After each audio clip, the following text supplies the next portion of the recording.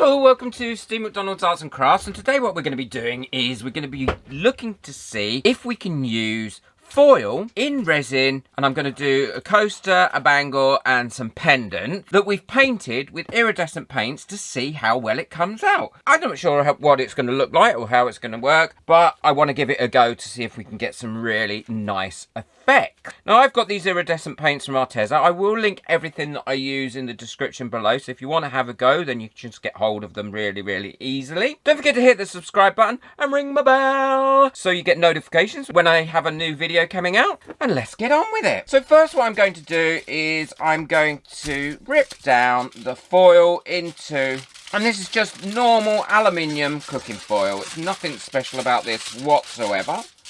So I'm just going to rip it down into really rough sizes of what's going to fit in these, but a little bit bigger than the actual size of the thing, because I want to crease them all up and give it a bit of a crease up, because I've already done it here with the iridescent black and I like the way that that's come out, and I've painted both sides of that one as well. That's what I'm gonna do, and I'm gonna try all different colours because I think it might look nice to have all different colours in there.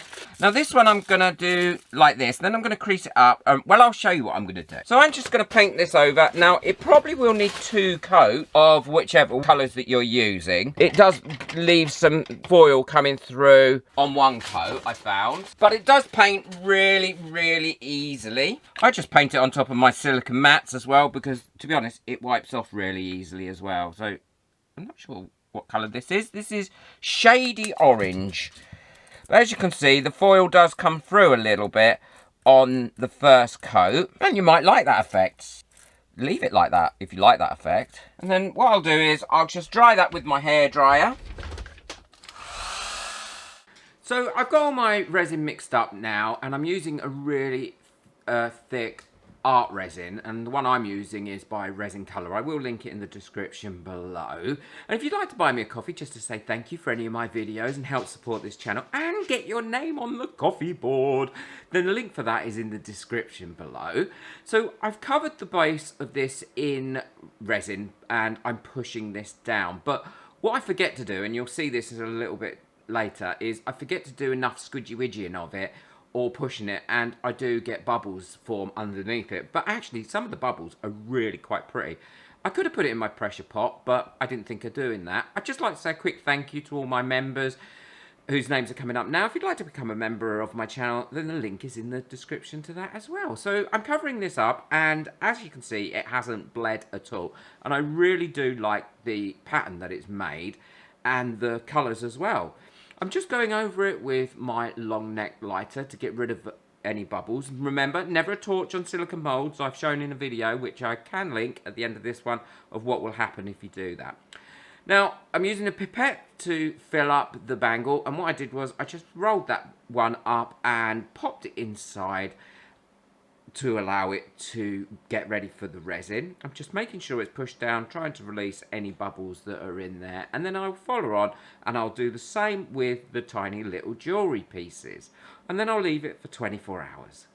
So the painted foil is now all cured, and whether or not or will this work out, I really don't know. From this side it actually looks really quite pretty, but whether it's bled or anything in there or not, I'm not sure. Now, there does seem to be quite a lot of large bubbles in this, and that is probably because I didn't do any squidgy widgying with this, which is silly of me, because I should always do squidgy widgying when I'm doing things like this. But there we go. It's just an experiment to see if it works. Oh, and I think that has come out lovely. Now, we've got a slightly different colour on the outside, because I did do this as a two-tone. And we have got, as you can see, there was a lot of bubbles underneath that. So you would need to do some squidgy widgying to stop it trapping all those bubbles and trapping the bubbles around the edge as well. But overall, I actually think the effect of the foil in there has come out really well. And I think it looks really pretty. So let's have a look at the bangle.